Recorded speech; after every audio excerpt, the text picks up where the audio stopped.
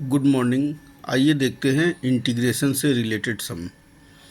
अगर कोई भी इस टाइप का सम देगा जिसमें EX रहे और फर्स्ट पार्ट और सेकंड पार्ट ऐसे दिया रहे, तो इसमें एक स्पेशल फॉर्मूला काम करता है।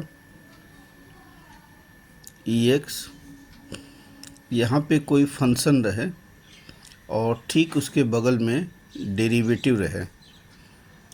जब ऐसा सिचुएशन हो तो सीधे आंसर लिख देते हैं EX into function plus C।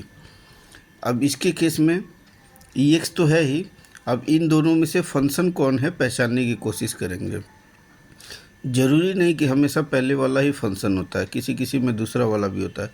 तो इसमें देखते हैं कि अगर हम इसको फंक्शन fx मानते हैं 1/x², अब इसका डेरिवेटिव निकालते हैं तो ये ऊपर जाके x का पावर -2 हो जाएगा, फिर -2 सामने आ जाएगा तो ऐसे हो जाएगा -2, फिर -2 में -1 लिख देंगे तो x का पावर -3 आ जाएगा, फिर नीचे उतारेंगे तो x का पावर 3 हो जाएगा।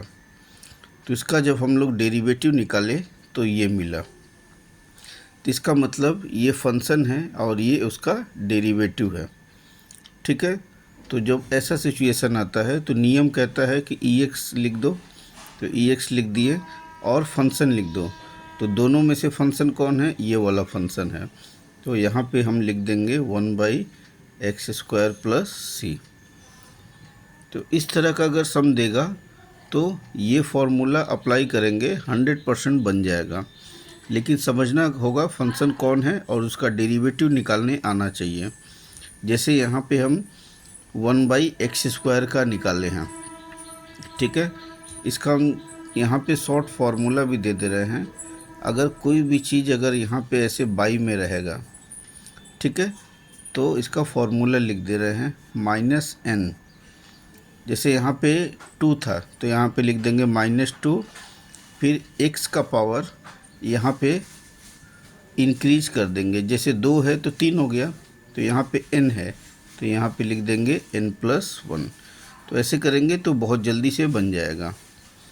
जैसे और एक एग्जांपल ले लेते हैं। मान लीजिए हमको निकालना है 1/x⁻7, तो क्या लिख देंगे इसको -7, फिर x का पावर 7 में 1 ऐड कर देंगे तो कितना हो जाएगा 8। तो इस तरीके से समय बचाने के लिए जल्दी करेंगे। याद रखेंगे कि जब ऊपर में पावर पॉजिटिव होता है तो 1 सब्ट्रैक्ट करते हैं, और वही डिनोमिनेटर में होता है, नीचे की तरफ होता है तो 1 ऐड कर देते हैं। तो ये सब चीज़ों का थोड़ा सा ध्यान रखना पड़ेगा, और जब भी इस टाइप का सम आएगा तो ऐसे ही बनाने की कोशिश करेंगे। Thank you for watching my video. फिर मिलते हैं एक नए सम के साथ।